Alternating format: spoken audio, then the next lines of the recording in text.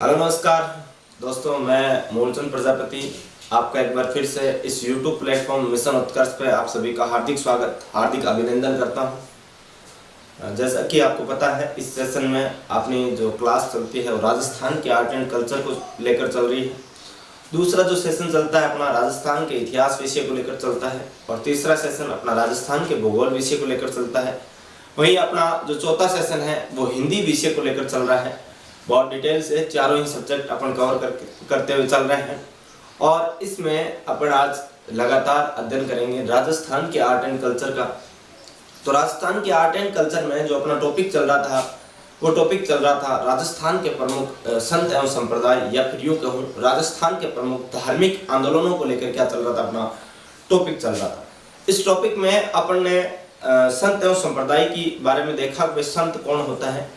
तो मैंने आपको बताया संत वह साधारण व्यक्ति जो साधारण समाज में जन्म लेता है और अपने ज्ञान एवं भक्ति के माध्यम से ज्ञान प्राप्त करता है और लोगों को अच्छा कार्य की ओर राह दिखाता है। ऐसे व्यक्ति अपने क्या कहा, संत कहा। वही मैंने कहा वह संप्रदाय यानी कि संतों के द्वारा वह मार्ग चलाया गया जो कि आपको मोक्ष तक लेकर जाए या फिर आपको वहां तक लेकर जाए जहां तक आप अपनी ऊंचाइयों को छू सके। ऐसे मार्ग को अपन ने क्या कहा था, संप्रदाय कहा था। फिर मैंने बताया आपको कि संत एवं संप्रदाय में जो है अपन बात कर रहे थे वहीं पर कि भाई संत एवं संप्रदाय को तीन कैटेगरी में अपन ने डिवाइड कर दिया। संतों को अपन ने राजस्थान के जो प्रमुख संत है उनको तीन कैटेगरी में डिवाइड किया, जिसमें नंबर 1 अपन ने बात की सगुण भक्तिधारा, नंबर 2 की मैंने बात की निर्गुण भक्तिधारा और नंबर 3 मैंने बात की थी मिश्रित भक्ति परंपरा या भक्तिधारा। जिसमें सगुण में अपन ने देखा कि सगुण भक्ति परंपरा वह भक्ति परंपरा जिसमें भगवान की एक मूर्ति के रूप में पूजा की जाती है, भगवान को एक निश्चित मूर्त में माना जाता है, भगवान को एक निश्चित आकार में पूजा जाता है। ऐसी भक्ति परंपरा को क्या कहा था अपन ने, सगुण भक्ति परंपरा कहा था। वहीं मैंने बताया भाई निर्गुण भक्ति परंपरा, जहां भगवान को कण कण में मानकर पूजा की जाती है, भगवान का वास कण कण में बताया जाता है। ऐसी भक्ति परंपरा को अपन ने क्या बताया, निर्गुण भक्ति परंपरा बताया था। वहीं अपन ने भक्ति परंपरा की तीसरी जो कड़ी है उसमें मिश्रित भक्ति परंपरा, यानी कि जहां भगवान को एक निश्चित आकृति में भी पूजा जाता है तथा भगवान को कण कण में भी वास बताया जाता है। ऐसी भक्ति परंपरा थी अपनी कौन सी, मिश्रित भक्ति परंपरा। इस भक्ति परंपराओं में अपन पहली भक्ति परंपरा की ओर अध्ययन कर रहे थे, सगुण भक्ति परंपरा। तो सगुण भक्ति परंपरा में अपन ने जो प्रमुख संत थे जैसे मीराबाई, गौरीबाई, कर्माबाई, राणाबाई, इनके बारे में अपन अध्ययन कर चुके थे। जिसमें एक संत अपन ने छोड़ दिया था, कौन सा भाई, राणाबाई को छोड़ दिया। राणाबाई का अपन अध्ययन करेंगे जब पाशुपत संप्रदाय पढ़ेंगे वहां पर अध्ययन कर लेंगे। तो अभी अपन बात करेंगे इस सेशन में अपनी बात करेंगे लास्ट जो अपन ने छोड़ा था वहां से आगे, यानी कि राजस्थान के प्रमुख जो संप्रदाय है उनके बारे में, यानी सगुण भक्ति परंपरा के जो संप्रदाय है उनके ऊपर स्पेशली चर्चा करेंगे। तो राजस्थान के वह संप्रदाय जो कि सगुण भक्ति परंपरा से क्या रखते हो, संबंध रखते हो, ऐसे संबंधों की अपन बात करेंगे, ऐसे संप्रदायों की अपन बात करेंगे। तो उससे पहले एक छोटा सा जो आपके लिए मोटिवेशनल कोड जो रोजाना लेकर आते हैं, तो उसी में एक छोटा सा मोटिवेशनल कोड कि गलती उसी से होती है, कि गलती उसी से होती है जो मेहनत करता है, बाकी निकम्मों की जिंदगी तो दूसरों की गलती खोजने में खत्म हो जाती है। समझ में आया? यानी कि गलती उसी व्यक्ति से होती है जो वाकई क्या करता है, मेहनत करता है, बाकी जो निकम्मा है जो मेहनत नहीं कर पाते उनकी जिंदगी तो दूसरे लोगों की गलतियां खोजने में क्या हो जाती है भाई, खत्म हो जाती है। तो नो टेंशन, बिंदास होकर इसी मोटिवेशनल कोड के साथ अपना शुरू करते हैं राजस्थान की कला एवं संस्कृति। तो राजस्थान की कला एवं संस्कृति में अपन बात कर रहे हैं सगुण भक्ति परंपरा के संप्रदाय। इससे पहले मेरी एक छोटी सी रिक्वेस्ट, अगर आप हमारे इस YouTube प्लेटफॉर्म मिशन उत्कर्ष पर नए हैं तो प्लीज हमारे इस YouTube प्लेटफॉर्म YouTube जो चैनल है इसको सब्सक्राइब कर लीजिएगा और बगल में ही जो बेल आइकन का घंटा है उसको प्रेस कर लीजिएगा, जिससे कि आपको हमारे वीडियोज की जो नोटिफिकेशन है वो सबसे पहले क्या हो सके, प्राप्त हो सके। और अगर आपको हमारा ये सेशन पसंद आए तो प्लीज लाइक करना कदापि ना भूलें और शेयर करना तो भूलना ही नहीं है। तो अपन बात कर रहे हैं राजस्थान के आर्ट एंड कल्चर में हमें सगुण भक्ति परंपरा के संप्रदाय। हेडिंग डाल लेना, सगुण भक्ति परंपरा के संप्रदाय। सगुण भक्ति परंपरा के क्या संप्रदायों की बात करेंगे। सगुण भक्ति परंपरा के जो संप्रदाय है इनको अपन ने तीन कैटेगरी में डिवाइड कर दिया है। हमें कितनी कैटेगरी में, एक बार मार्कर चेंज कर लेते हैं, तीन कैटेगरी में। सगुण भक्ति परंपरा के जो संप्रदाय है इनको अपन ने कितनी कैटेगरी में डिवाइड किया? 3 कैटेगरी में। अब ये 3 कैटेगरी कौन कौन सी है इनके बारे में देखते हैं। 3 कैटेगरी की बात करूं तो नंबर 1 संप्रदाय जो है वो अपन बात करेंगे वैष्णव संप्रदाय। हाँ, कौन सा? वैष्णव संप्रदाय, वैष्णव संप्रदाय। और नंबर 2 की बात करूं भाई, यहाँ वैष्णव संप्रदाय के बाद जो दूसरी कैटेगरी अपन ने बात की वो है शैव संप्रदाय। भाई कौन सा? शैव संप्रदाय। नंबर 2 कौन सा? शैव संप्रदाय। और नंबर 3 की बात करूं तो नंबर 3 है शाक्त संप्रदाय। अब कौन सा संप्रदाय? शाक्त संप्रदाय।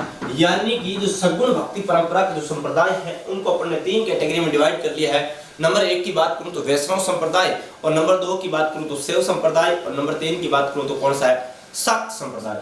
यानी कि अपन 3 कैटेगरी में सगुण भक्ति परंपरा के संप्रदायों को डिवाइड कर लिया। अब अपन अलग अलग एक एक जो संप्रदाय है इनके बारे में चर्चा करें, लेकिन इससे पहले थोड़ी सी एक चर्चा और कि भाई ये जो संप्रदाय है वैष्णव संप्रदाय, इनके अनुयायियों को क्या कहा जाता है? अब इनके अनुयायी क्या कहलाते हैं? यानी कि वैष्णव संप्रदाय को मानने वाले लोग क्या कहलाते हैं? अनुयायी क्या कहलाते हैं? तो इनको कहा जाता है अलावार। हाँ, अलवार क्या कहा जाता है? अलवार कहा जाता है। वहीं अगर बात करूं भाई यही जो शैव संप्रदाय इनको मानने वालों को क्या कहा जाता है? तो इनको नैनार कहा जाता है। हाँ, क्या कहा जाता है? नैनार कहा जाता है। यानी कि वैष्णव संप्रदाय को मानने वाले लोगों को अलवार कहा जाता है, वहीं शैव संप्रदाय को मानने वाले लोगों को क्या कहा जाता है? नैनार कहा जाता है। तो गुरुजी शाक्त संप्रदाय को मानने वालों को क्या कहा जाता है? तो यहाँ कुछ नहीं कहा जाता है, इनको शाक्त संप्रदाय के लोग ही कहा जाता है। अब अपने को वैष्णव संप्रदाय में कितने संप्रदाय पढ़ने पड़ेंगे, यानी कि जब अपन वैष्णव संप्रदाय का अध्ययन करेंगे तो इसके संदर्भ में अपने को कौन कौन से संप्रदाय साथ में अध्ययन करने पड़ेंगे उनके बारे में अपन देख लेते हैं। अब वैष्णव संप्रदाय के जब अपन अध्ययन करेंगे तो इसमें अपने को 4 संप्रदाय अध्ययन करने पड़ेंगे। अभी कितने? 4 संप्रदाय। अब वो 4 कौन कौन से हैं? तो नंबर 1 की बात करूं तो यहाँ पर अपन को निम्बार्क संप्रदाय का अध्ययन करना पड़ेगा, निम्बार्क संप्रदाय। और यहाँ बात करूं नंबर 2 की मैं बात करूं तो निम्बार्क के बाद अपने को यहाँ पर वल्लभ संप्रदाय का अध्ययन करना पड़ेगा, इसका वल्लभ संप्रदाय का। नंबर 3 की बात करूं तो यहीं पर अपन नंबर 3 में अपने को यहाँ पर कौन से का? गौड़ीय संप्रदाय का अध्ययन करना पड़ेगा, और कौन से का? गौड़ीय संप्रदाय। और नंबर 4 की बात करूं तो यहाँ अपने को रामानंदी संप्रदाय का अध्ययन करना पड़ेगा। हमें कौन से संप्रदाय का? रामानंदी संप्रदाय का क्या करना पड़ेगा? अध्ययन करना पड़ेगा। यानी कि निम्बार्क संप्रदाय, वल्लभ संप्रदाय, गौड़ीय संप्रदाय और रामानंदी संप्रदाय अपने को कौन से संप्रदाय के अधीन ही पढ़ने हैं? तो वैष्णव संप्रदाय के अंदर ही अपने को पढ़ने पड़ेंगे। और इन संप्रदायों को अलग अलग अपन राजस्थान के विषय में अलग अलग बहुत डिटेल से अध्ययन करेंगे, क्योंकि इन संप्रदायों से, यानी कि आजकल संतों से तो क्वेश्चन बनते तो है लेकिन बहुत कम, लेकिन संप्रदायों से आजकल क्या है क्वेश्चन बहुत ज्यादा पुटअप होते हैं। तो वो कौन कौन से हैं भाई? यहाँ से जो पुटअप होने वाले क्वेश्चन है वो कौन कौन से हैं उनके बारे में अपन क्या कर लेते हैं, एक बार अध्ययन कर लेते हैं। तो यहाँ पहले बात करूं, यहाँ अध्ययन करेंगे एक एक का अध्ययन करेंगे, नो टेंशन है। तो उससे पहले अपन बात करूं शैव संप्रदाय में अपने को कितने संप्रदायों का अध्ययन करना पड़ेगा, इसके अधीन कितने संप्रदाय चलते हैं। तो नंबर 1 की बात करूं तो यहाँ 1 नंबर की मैं बात करूं तो यहाँ नाथ संप्रदाय, आपने नाम सुना होगा नाथ संप्रदाय का। अब कौन सा संप्रदाय? नाथ संप्रदाय आपने सुना होगा। नंबर 2 की बात करूं यहाँ पर पाशुपत संप्रदाय, हमें कौन सा? पाशुपत संप्रदाय का आपने नाम सुना होगा, पाशुपत संप्रदाय। और नंबर 3 की बात करूं तो यहाँ पर आपने नाम सुना होगा कापालिक संप्रदाय, हमें कौन सा संप्रदाय? कापालिक संप्रदाय। यानी कि यहाँ पर अपन को कितने संप्रदाय का अध्ययन करना है? 3 का। नंबर 1 नाथ संप्रदाय, नंबर 2 की बात करूं नाथ के बाद पाशुपत संप्रदाय, और नंबर 3 की बात करूं तो अपने को अध्ययन करना है कौन से संप्रदाय का? कापालिक संप्रदाय का अध्ययन करना है। यानी कि यहाँ शैव संप्रदाय के अंतर्गत अपन कितने संप्रदायों का अध्ययन करेंगे? 3 का। नंबर 1 नाथ, नंबर 2 पाशुपत, नंबर 3 कौन सा? कापालिक संप्रदाय। तो गुरुजी आप यहाँ बता दो भाई शाक्त संप्रदाय में भी अपने को कौन कौन से संप्रदायों का अध्ययन करना है, इसके बारे में भी एक बार चर्चा कर लो। तो लेकिन यहाँ अपने को कुछ भी ज्यादा, ये राजस्थान के लिए इतना महत्वपूर्ण है नहीं, तो इसके बारे में अपने को कोई ज्यादा संप्रदायों का याद कुछ नहीं रखना। यहाँ आप एक चीज ध्यान में रखना, क्या कि भाई यहाँ का जो मुख्य मंदिर है, इस शाक्त संप्रदाय का जो मुख्य मंदिर है, मुख्य मंदिर के बारे में आप जरूर याद रखना। तो इनका मुख्य मंदिर कहाँ पर है? इनका मुख्य मंदिर है जोगनिया माता मंदिर। हाँ भाई कौन सा? जोगनिया माता मंदिर, जोगनिया माता मंदिर, जोगनिया माता मंदिर। और जोगनिया माता मंदिर कहाँ पर पड़ता है? तो ये जोगनिया माता मंदिर पड़ता है जोगनेर में। जोगनेर क्या भाई? जबलपुर एमपी में। कहाँ पर पड़ता है?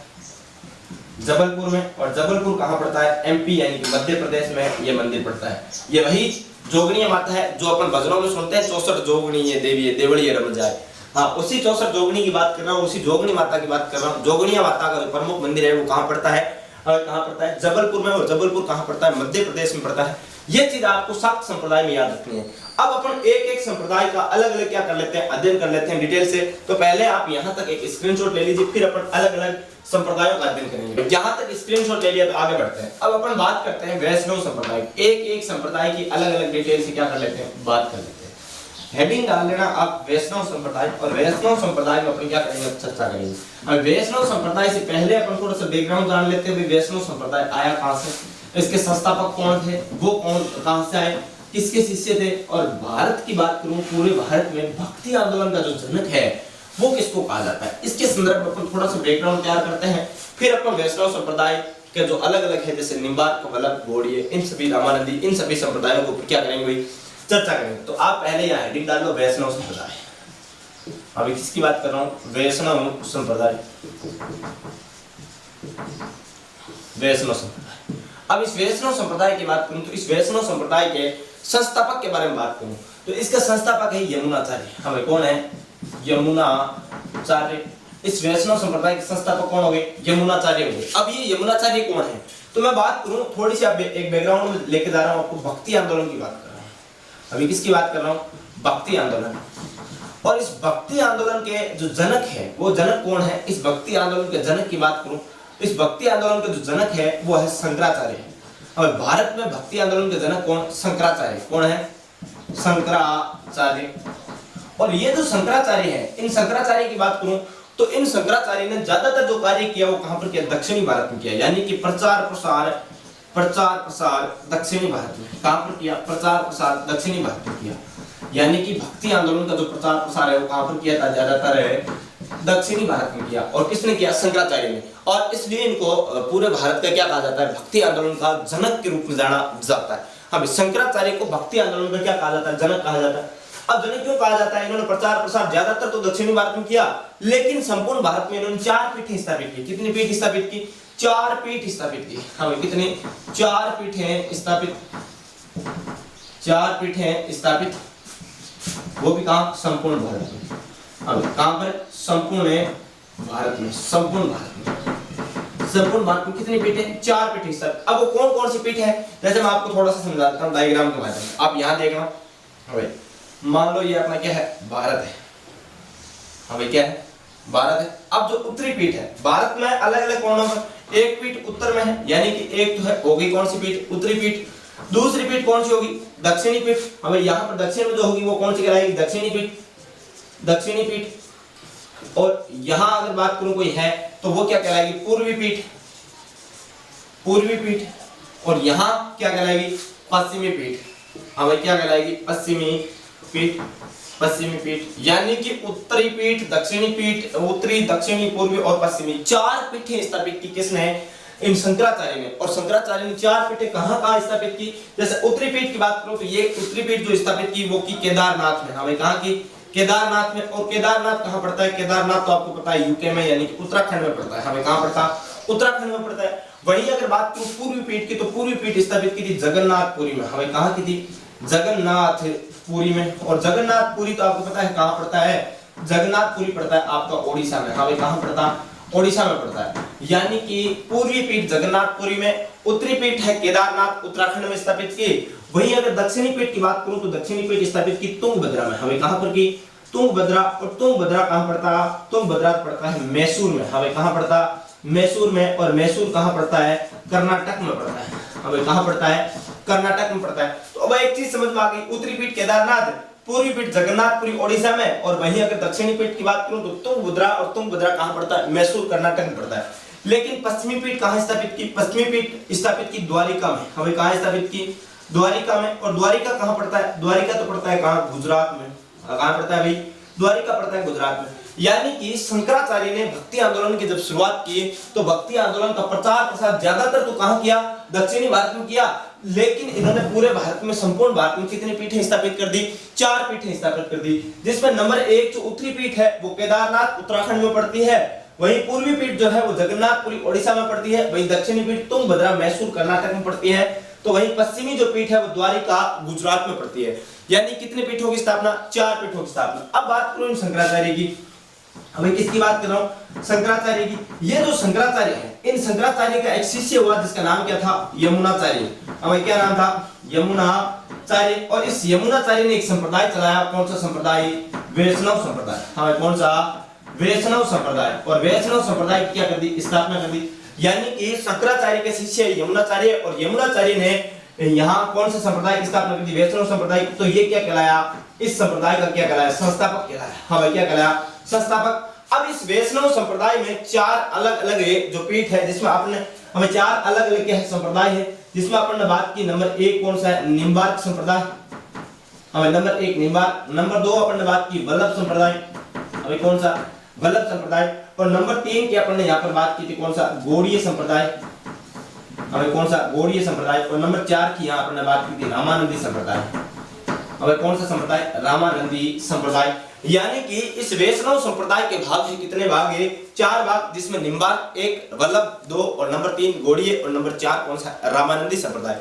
यानी कि अपन ने बात कर ली यहाँ भक्ति आंदोलन के जो प्रचार प्रसार की बात की। अपन ने ये देखा कि ये वैष्णव संप्रदाय आया कहां से, और इस वैष्णव संप्रदाय में अपने को पढ़ना क्या क्या है, उसके बारे में अपन क्या करेंगे, अब अध्ययन करेंगे। एक बार आप यहाँ तक स्क्रीनशॉट ले लीजिए, फिर अपन आगे की ओर बढ़ते हैं। अब यहाँ तक आपने स्क्रीनशॉट ले लिया तो अपन आगे बात करते हैं इसी वैष्णव संप्रदाय के बारे में। भक्ति आंदोलन के बारे में बात कर ली, जनक है शंकराचार्य जी। प्रचार प्रसार इन्होंने दक्षिणी भारत में सर्वाधिक किया, और वहीं भारत में 4 पीठें स्थापित की, जिसमें उत्तरी भारत की पीठ अपनी कौन सी है, हमें केदारनाथ की, वही पूर्वी भारत की पीठ जगन्नाथपुरी ओडिशा में पड़ती है, वही पश्चिमी भारत की पीठ गुजरात द्वारिका में पड़ती है, दक्षिणी भारत की पीठ तुंगभद्रा मैसूर कर्नाटक में पड़ती है। वहीं अगर बात करूं अपने जो वैष्णव संप्रदाय है, इसके संस्थापक यमुनाचार्य हैं, जो कि शंकराचार्य के क्या हुआ करते थे, शिष्य हुआ करते थे। अब बात करूं इस वैष्णव संप्रदाय के बारे में, एक और महत्वपूर्ण बिंदु आप नोट कर लेना एक बार है, जो कि बहुत ही महत्वपूर्ण बिंदु। जैसे बात करूं इस वैष्णव संप्रदाय, तो वैष्णव संप्रदाय की बात करूं, महत्वपूर्ण बात क्या है कि वैष्णव संप्रदाय के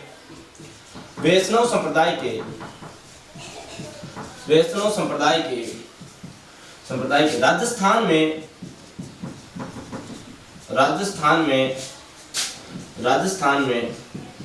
प्रथम व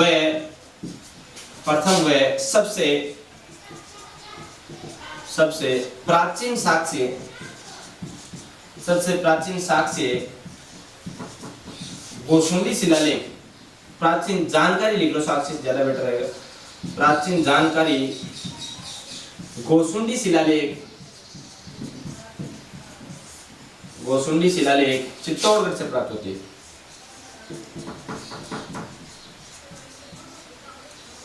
चित्तौड़गढ़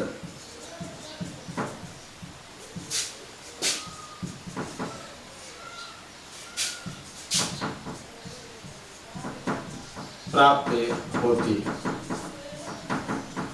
हाँ, बात करी वैष्णव संप्रदाय की जो राजस्थान में प्रथम व सबसे प्राचीनतम जो जानकारी प्राप्त होती है, वो अपने को कहां से प्राप्त होती है, तो ये जानकारी अपने को गोसुंडी शिलालेख से प्राप्त होती है। और गोसुंडी शिलालेख की मैं बात करूं तो गोसुंडी शिलालेख पड़ता है अपना कहां पर है, जिला चित्तौड़गढ़ में, और चित्तौड़गढ़ से ही प्राप्त होता है।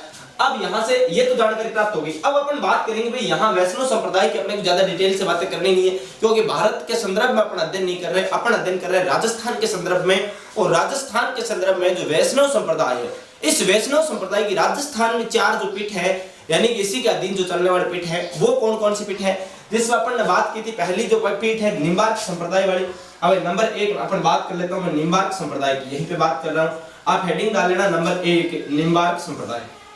अभी किसकी बात कर रहा हूं, निम्बार्क संप्रदाय की बात कर रहा हूं, निम्बार्क संप्रदाय। इस निम्बार्क संप्रदाय के बारे में बातें स्टार्ट करूं तो उससे पहले आपको एक चीज पता होनी चाहिए, भाई इस निम्बार्क संप्रदाय के जो संस्थापक है वो कौन थे। यानी कि यहाँ इस निम्बार्क संप्रदाय के संस्थापक की बात करूं तो यहाँ इसके संस्थापक कौन थे, संस्थापक थे निम्बार्काचार्य। हमें कौन थे, निम्बार्काचार्य जी। निम्बार्काचार्य जी यहाँ इसके क्या थे, इस निम्बार्क संप्रदाय के क्या कहलाए, संस्थापक कहलाए। यहाँ तक तो बात ठीक है, गुरुजी संस्थापक हो गए, अच्छी बात है। लेकिन ये जो निम्बार्काचार्य जी है, इनके बारे में कुछ बातें करूं। यहाँ निम्बार्काचार्य जी के बारे में बात कर लेता हूँ। भाई ये है कहाँ के, तो ये पहली बात तो कहाँ के निवासी है, मद्रास के निवासी है। हाँ भाई कहाँ के निवासी है ये निम्बार्काचार्य जी? ये मद्रास के क्या कहलाते हैं? निवासी कहलाते हैं। निम्बार्काचार्य जी का जो निवास स्थान है यानी कि जहां से बिलोंग करते हैं वो स्थान कौन सा है? मद्रास है। वहीं अगर आगे बात करो इस निम्बार्काचार्य जी की, भाई मद्रास के बाद अगर इनके निवास स्थान के बाद बात करो, इनके बचपन का नाम क्या था? भास्कर था। इनके गुरु का नाम नारद मुनि था। भाई क्या नाम था? जैसे बात करूं यहाँ बचपन का नाम, इनका बचपन का नाम क्या था? भाई निम्बार्काचार्य जी का बचपन का नाम था इनका भास्कर। हमें क्या नाम था?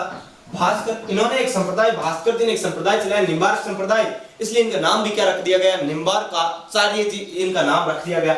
इनके गुरु जी का नाम क्या था? हम इनका गुरु कौन था? गुरु का नाम बात करूं तो इनके गुरु का नाम था नारद मुनि जी। हमें नाम क्या था? गुरु का नाम है नारद मुनि। अब ये नारद मुनि वो वाला नहीं है जो भगवान के साथ रहते हैं ना नारद मुनि जी, वो वाले नारद मुनि यहाँ पर नहीं है। ये नारद मुनि इनके गुरु जी हुआ करते थे, एक बहुत बड़े नारद मुनि नाम के बहुत ही बड़े संत हुए हैं, उन संत की अपन बात कर रहे हैं। अगली बात करूं उनका जो ग्रंथ है, ग्रंथ का नाम है वेदांत परिजात। हाँ भाई यहाँ आप लिख लेना, ग्रंथ की बात कर रहा हूँ। इनका ग्रंथ जो है किसका? निम्बार्काचार्य का। निम्बार्काचार्य का ग्रंथ का नाम है वेदांत परिजात। अब ग्रंथ का नाम क्या है? वेदांत परिजात। किसका द्वारा लिखा गया ग्रंथ है? तो निम्बार्काचार्य जी द्वारा लिखा गया क्या कहलाता है? ग्रंथ कहलाता है। और इनका जो सिद्धांत है, हाँ भाई सिद्धांत की बात करूं, जो इनका सिद्धांत है भेदा भेद का सिद्धांत। हमें कौन सा? भेदा भेद का सिद्धांत, भेदा भेद का सिद्धांत, द्वैता द्वैत का सिद्धांत।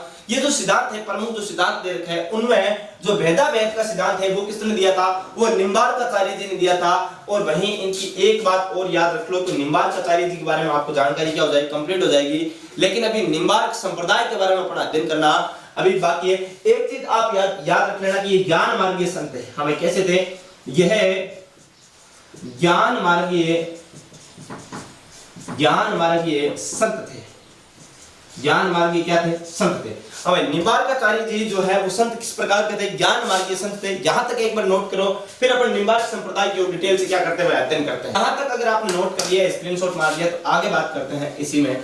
फिर बात कर रहे हैं यहाँ पर निम्बार्क संप्रदाय की। और इस निम्बार्क संप्रदाय की आगे कुछ और महत्वपूर्ण बातों की बात करूं, भाई राजस्थान में इनकी प्रमुख पीठ कहां पर है और इस पीठ के संस्थापक कौन है? वहीं अगर बात करूं कुछ और चीजों की, जैसे इस संप्रदाय के और अन्य कौन कौन से नाम हैं जिन नामों से इनको राजस्थान में जाना जाता है इस संप्रदाय को, और भी महत्वपूर्ण बातें भाई जैसे इनके बारे में बात करेंगे। जो विशेष बातें हैं, जैसे इस संप्रदाय में किसकी पूजा की जाती है, इसके अनुयायी कौन होते हैं, इनका जो मंदिर का द्वार होता है उसको किस नाम से जाना जाता है, इन सभी चीजों का अपन क्या करेंगे? इस सेशन में अध्ययन करेंगे। तो अपन बात करते हैं पहले निम्बार्क संप्रदाय की। हम कौन से संप्रदाय की बात कर रहे थे? अपन बात कर रहे हैं निम्बार्क के संप्रदाय की। इस निम्बार्क संप्रदाय की मैंने आपको बता दिया भाई इसका संस्थापक कौन है? निम्बार्काचार्य। और निम्बार्काचार्य के बारे में कुछ चीजों का अपन ने क्या कर लिया? अध्ययन। जैसे निम्बार्काचार्य मैंने कहा कि इनका जो सिद्धांत था वो भेदा भेद का सिद्धांत था।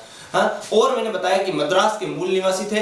वहीं इनका बचपन का नाम क्या था? भास्कर। और इनके गुरुजी का नाम था क्या? नारद मुनि। इन चीजों का अपन क्या कर चुका है? अब मैं बात करूं इस निम्बार्क संप्रदाय की राजस्थान में प्रधान पीठ। हाँ भाई राजस्थान में क्या इनकी प्रधान पीठ? राजस्थान में इनकी पीठ कहां पर है?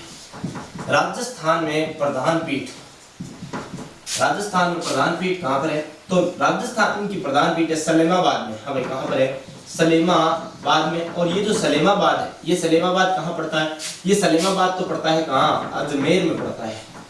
हाँ भाई कहां पड़ता है? अजमेर में। और इसी सलेमाबाद का उपनाम पड़ता है निम्बार्क नगर। हाँ भाई इसी को आजकल क्या कहते हैं? इसी को आजकल निम्बार्क नगर के नाम से जाना जाता है। अब सलेमाबाद में निम्बार्क संप्रदाय का प्रधान पीठ होने की वजह से इसको आजकल किस नाम से जानने लग गए हैं? निम्बार्क नगर के नाम से भी जानने लग चुके हैं, जो कि कहां स्थित है? अजमेर में स्थित है। और बात करूं ये जो पीठ है, इस पीठ का संस्थापक कौन है? हाँ, इस पीठ का संस्थापक कौन है? इस पीठ की स्थापना किसने की थी उसके बारे में बात करूं तो यहाँ पर जो पीठ के संस्थापक थे वो आचार्य परशुराम जी। हमें कौन है? आचार्य परशुराम जी यहाँ के क्या है? हमें पीठ के संस्थापक है। नाम क्या है? आचार्य परशुराम जी।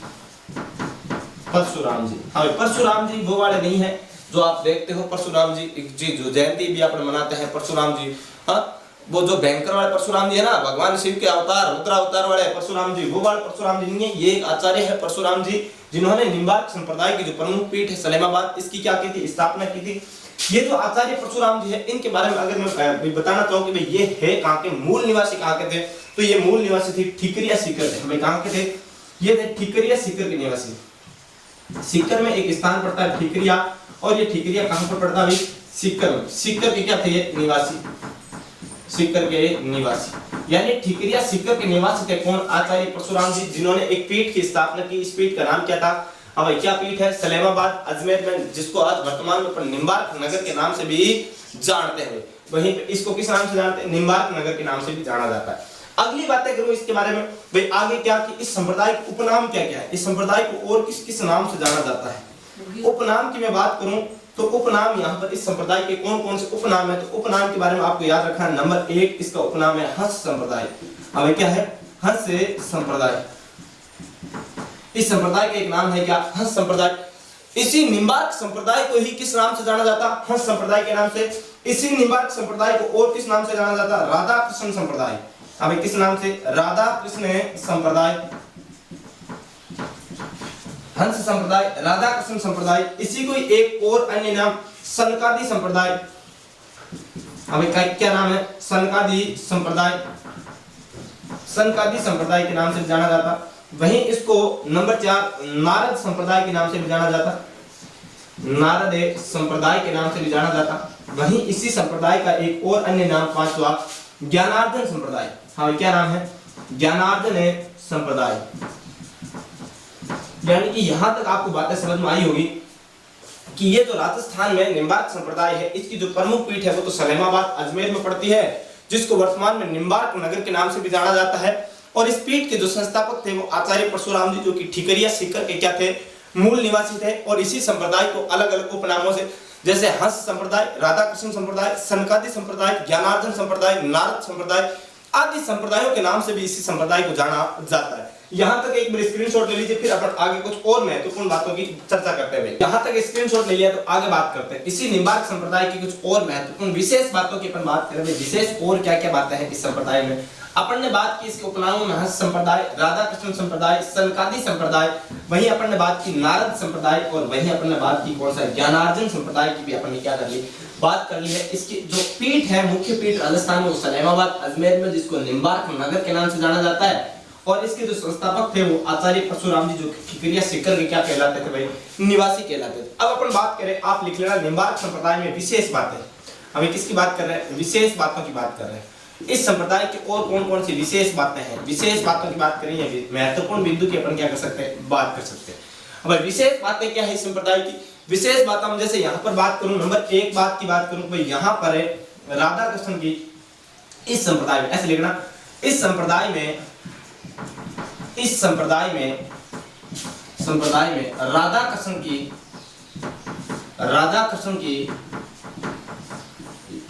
की युगल पूजा की जाती है। कैसी पूजा? युगल पूजा की जाती है। यानी कि आपसे पूछ ले कौन से संप्रदाय में राधा कृष्ण की युगल के रूप में पूजा की जाती है, राधा कृष्ण की पति पत्नी के रूप में मान के क्या की जाती है? पूजा की जाती है। यानी कि राधा और कृष्ण की एक साथ मूर्ति लगाकर ये लोग क्या करते हैं? पूजा करते हैं। यहाँ पर अगली बात करूं, अगली और महत्वपूर्ण क्या कि इस जो संप्रदाय है, ये जो निम्बार्क संप्रदाय है, इसके अनुयायी क्या कहलाते हैं? यानी कि इस संप्रदाय को मानने वाले लोग कौन हैं? जैसे अपन बात करते हैं जसनाती संप्रदाय की, तो वहां पर जसनाती जो नाथ संप्रदाय के जो लोग होते हैं, यानी कि जो जाट है, जो सिद्ध जाट है, वही उनको मानने वाला होते हैं। वैसे ही यहाँ पर इनके अनुयायी है निम्बावत साध। हाँ भाई, कौन से हैं? निम्बावत साध इसको क्या करते हैं? मानने वाले होते हैं। इसके अनुयायी होते हैं साध, यानी जो स्वामी अपन कहते हैं ना, जैसे एक तो होता है ब्राह्मण, दूसरा होता है स्वामी। तो जो स्वामी होते हैं, साध जिनको अपन कहते हैं, उनमें निम्बावत कैटेगरी की, यानी निम्बावत गोत्र के जो स्वामी होते हैं, वो इस संप्रदाय में क्या होते हैं? मानने वाले, इनके अनुयायी होते हैं। वैसे अगली बात करूं भाई, इस संप्रदाय की और महत्वपूर्ण बात की बात करूं कि यहाँ पर जो प्रवेश द्वार है, यानी कि इस संप्रदाय में मंदिर का प्रवेश द्वार। हाँ भाई, किसका प्रवेश द्वार है? मंदिर का प्रवेश द्वार। मंदिर का प्रवेश द्वार क्या कहलाता है? यहाँ पर मंदिर का प्रवेश द्वार है गोपाल द्वारा कहलाता है। हमें क्या कहलाता है? गोपाल द्वारा। यानी कि कृष्ण को किस नाम से जाना जाता है? या गोपाल, और गोपाल के नाम पर क्या कर दिया? द्वार को क्या कह दिया? द्वारा कह दिया। यानी गोपाल द्वारा इस संप्रदाय में जो राधा कृष्ण की युगल मूर्ति वाला जो मंदिर होता है, उसके प्रवेश द्वार को किस नाम से जाना जाता है? गोपाल द्वारा के नाम से जाना जाता है। अब यहाँ पर मेला भी लगता है क्या? तो हाँ, नंबर 4 में महत्वपूर्ण बातों में क्या याद रखना? यहाँ का मेला याद रखना। हाँ भाई, मेला कब लगता है? यहाँ पर मेले की बात करूं तो मेला लगता है राधा अष्टमी के दिन। हाँ भाई, कब लगता है? राधा अष्टमी के दिन। और राधा अष्टमी कब आती है आपको पता है क्या? हमें राधा अष्टमी के दिन यहाँ पर क्या लगता है? भयंकर मेला लगता है, बहुत बड़ा मेला लगता है। और इसमें निम्बावत साध जो कैटेगरी के जो लोग हैं वो बहुत बड़ी संख्या में यहाँ क्या होते हैं, राजस्थान के नहीं पूरे भारत के लोग यहाँ पर क्या होते हैं भाई, इकट्ठे होते हैं। और ये जो मेला लगता है राधा अष्टमी के दिन लगता है। राधा अष्टमी आपको पता होगा भाद्रपद शुक्ल अष्टमी के दिन मनाई जाती है। हाँ भाई कब है? भाद्रपद शुक्ल अष्टमी के दिन। कौन सी? भाद्रपद शुक्ल अष्टमी को कौन सी अष्टमी? राधा अष्टमी मनाई जाती है। और यहीं पर राधा अष्टमी के दिन मेला लगता है। और मेला कहां पर लगता है तो आप याद रखना, रूपनगढ़ नदी के तट पर। हाँ भाई कौन सी नदी के तट पर?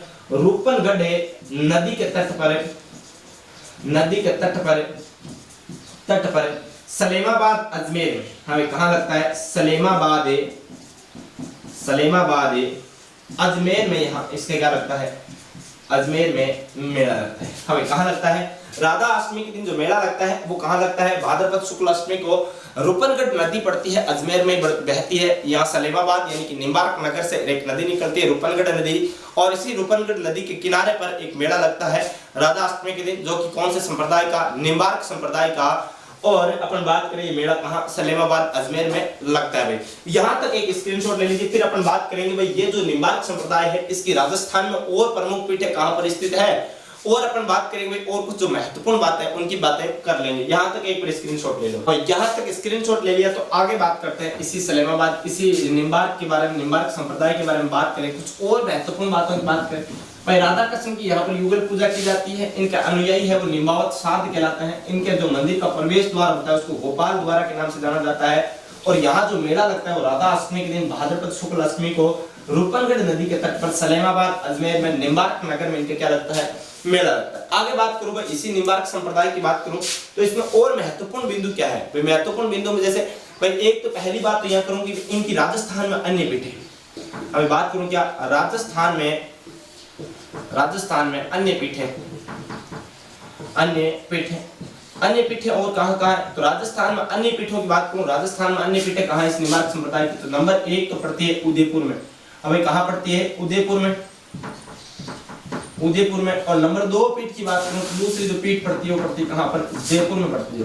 यानी कि 2 और अन्य पीठें आपको याद रखनी। आपसे कभी ऑप्शन में कभी ये नहीं दे भाई, आपसे क्वेश्चन पूछ ले निम्बार्क संप्रदाय की पीठ कहां स्थित है, हाँ तो और ऑप्शन में कहीं सलेमाबाद अजमेर आपको दिखे ही नहीं, और वहां उदयपुर हो ऑप्शन में तो आपको उदयपुर करना है। अगर जयपुर ऑप्शन हो तो जयपुर करना है। लेकिन अगर आपसे पूछ ले कि राजस्थान में निम्न में से, राजस्थान में सलेमाबाद नहीं, निम्न में से निम्बार्क संप्रदाय की पीठें हैं, और ऑप्शन में तीनों ही ऑप्शन दे दे, उदयपुर दे दे, जयपुर दे दे, सलेमाबाद अजमेर भी दे दे, और फिर पूछ ले सभी या फिर इनमें से कोई नहीं, तो आपको ये तीनों ही पीठ याद रखनी है भाई। ठीक है, यहां तक तो बात हो गई। अगली जो महत्वपूर्ण बात इस संप्रदाय की करूं तो भाई यहां पर है, हाँ भाई यहां नृत्य करती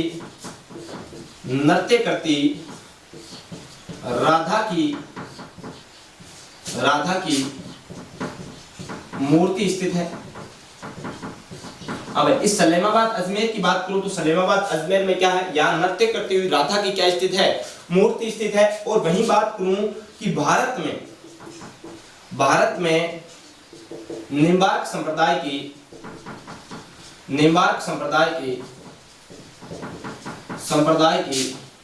प्रधान पीठ कहाँ है? अगर केवल राजस्थान की प्रधान पीठ की बात करूं तो सलेमाबाद अजमेर, लेकिन संपूर्ण भारत की बात करूं तो संपूर्ण भारत में निम्बार्क संप्रदाय की प्रधान जो पीठ है, मुख्य जो पीठ है वो कहां स्थित है? तो आपको याद रखना है वृंदावन। हाँ भाई क्या याद रखना है? वृंदावन। और वृंदावन कहां पड़ता है? वृंदावन तो कहां पड़ता है? यूपी में पड़ता है, उत्तर प्रदेश में पड़ता है। यानी कि अगर संपूर्ण भारत की बात करें तो आपको वृंदावन याद रखना है, जो कि उत्तर प्रदेश में पड़ता है। वहीं अगली बात करूं एक और महत्वपूर्ण बात कि यहाँ यानी कि मैं बात कर रहा हूं सलेमाबाद की, यहाँ पर राजस्थान का प्राचीनतम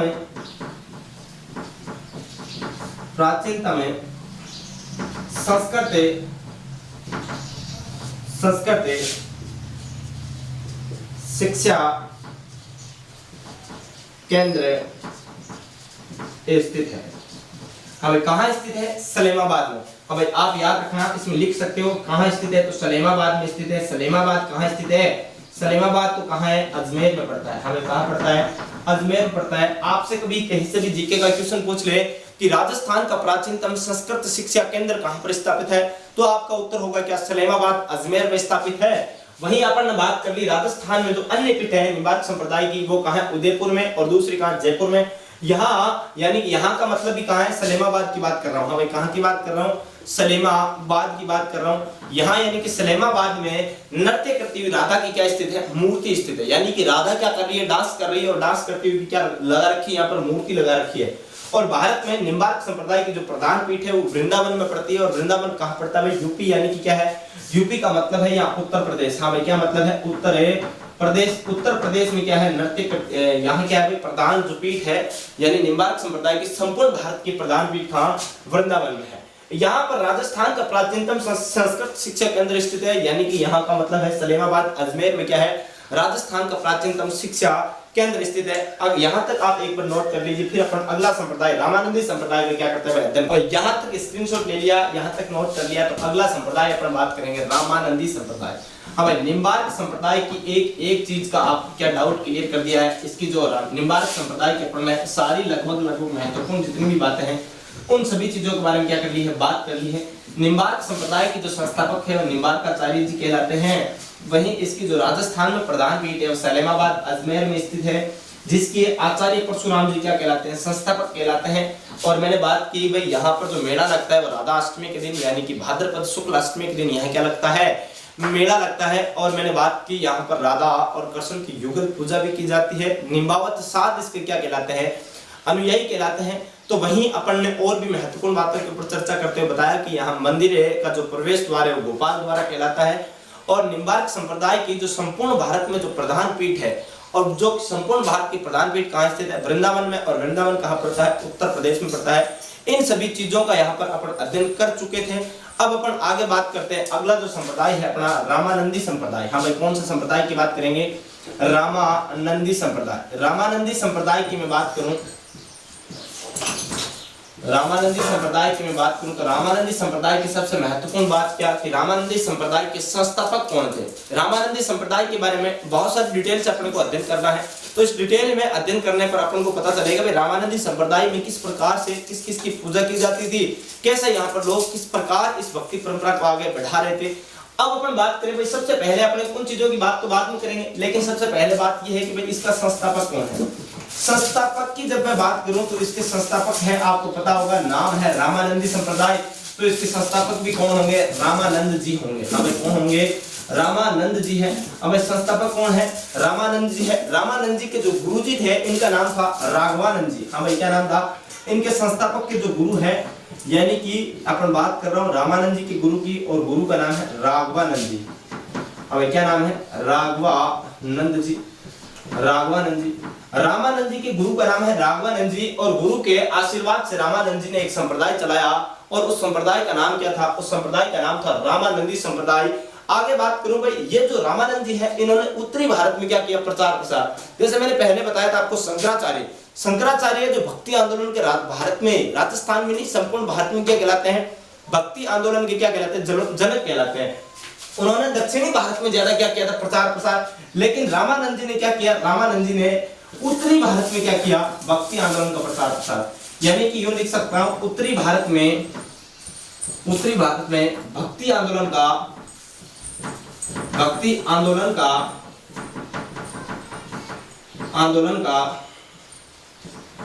प्रचार प्रसार। यानी कि आपसे पूछ रहे कि उत्तरी भारत में भक्ति आंदोलन का प्रचार प्रसार किसने किया, तो उत्तरी भारत में रामानंद जी ने क्या किया था, भक्ति आंदोलन का प्रचार प्रसार किया था। यहां तक तो बात ठीक है। एक दो चीज और नोट कर लेना भाई, ये जो संप्रदाय है रामानंदी संप्रदाय, इसका उपनाम क्या है। हाँ भाई, उपनाम क्या है, तो इस संप्रदाय का उपनाम है रामावत संप्रदाय। एक नाम तो क्या मिलता है, रामावत संप्रदाय, और दूसरा जो इसका नाम मिलता है नंबर 2 के बाद रामादी संप्रदाय। हाँ भाई, क्या नाम मिलता है, रामादी संप्रदाय। रामावत संप्रदाय और रामादी संप्रदाय। नंबर 1 नाम मिला आपको क्या, रामावत संप्रदाय, और नंबर 2 नाम क्या मिलता है, रामादी संप्रदाय। अब बात करो भाई, यहाँ की जो प्रधान पीठ है वो कहाँ स्थित है। अब यहाँ जो प्रधान पीठ है, प्रधान पीठ की बात करूं भाई प्रधान पीठ है कहाँ पर, प्रधान पीठ कहाँ इस संप्रदाय की, प्रधान पीठ है गलताजी। आपने नाम सुना होगा बहुत अच्छे से, गलताजी। और गलताजी कहाँ पर पड़ता है, गलताजी तो पड़ता है जिला जयपुर में, यानी कि जिसको मंकी वैली के नाम से भी अपन जानते हैं, उसी गलताजी की बात कर रहा हूं। और यहाँ के जो संस्थापक थे इस प्रधान पीठ के, वो कृष्णदास पेहारी थे। हमें संस्थापक कौन थे, संस्थापक है तो संस्थापक थे इस पीठ के कृष्णदास पेहारी, कृष्णदास पेहारी। पेहारी का मतलब होता है यानी कि इन्होंने जिंदगी में आहार को छोड़ रखा था, यानी कि कभी भी खाना नहीं खाते थे, खाना नहीं खाते, केवल क्या करते थे, पीते थे। अब पीते क्या थे, पानी पीते थे। अरे पीने का मतलब अब आप पता नहीं क्या क्या अंदाज लगा लेते हो, अपने को कोई अंदाजा नहीं लगाना है। ये केवल पीने पर क्या रहते थे, जीवित रहते थे, खाना नहीं खाते थे, इसलिए इनको किस नाम से जाना गया, पेहारी, यानी कि पीने वाले। पीने को ही क्या है, पानी को ही क्या मानते थे, अपना आहार मानते थे, खाना कभी खाते नहीं थे। यहां तक अपन ने आज चर्चा कर ली किसकी, रामानंदी संप्रदाय की। रामानंदी संप्रदाय अपन ने शुरू कर लिया है। कल अपन बात करेंगे भाई ये जो प्रधान पीठ है इसको लेकर क्या मसला रहा था, कैसे ये प्रधान पीठ है गलताजी ट्रांसफर हुई और कैसे ये प्रधान पीठ इसको बनाया गया, इसके पीछे कहानी क्या है, और ये कृष्णदास पेहारी है ये कितने एक महानतम व्यक्ति थे, या फिर इस रामानंदी संप्रदाय में और क्या क्या होता है, इन सभी चीजों के बारे में अपन चर्चा करेंगे अपने नेक्स्ट एपिसोड में। तो आज के लिए इतना ही बहुत है। तो मैं लास्ट में एक छोटी सी रिक्वेस्ट आपसे करना चाहूंगा कि अगर आप हमारे इस YouTube प्लेटफॉर्म मिशन उत्कर्ष पे नए हैं तो प्लीज सबसे पहले आप हमारे इस YouTube प्लेटफॉर्म, YouTube जो चैनल है अपना मिशन उत्कर्ष, इसको सबसे पहले सब्सक्राइब कर लीजिएगा और बगल में जो बेल आइकन का घंटा है उसको प्रेस करना कदापि ना भूले, क्योंकि अगर आपने बेल आइकन का घंटा प्रेस नहीं किया तो आपको हमारे वीडियोज के नोटिफिकेशन नहीं प्राप्त होंगे, और वीडियोज के नोटिफिकेशन प्राप्त करने के लिए आपको बेल आइकन का घंटा जरूर प्रेस करना है। और अगर आपको हमारे ये सेशन पसंद आया तो प्लीज लाइक करना कदापि ना भूले, और शेयर कीजिएगा, सब्सक्राइब कीजिएगा, लाइक कीजिएगा। और इसी के साथ मैं आज विदा लेता हूँ आपसे। धन्यवाद, नमस्कार।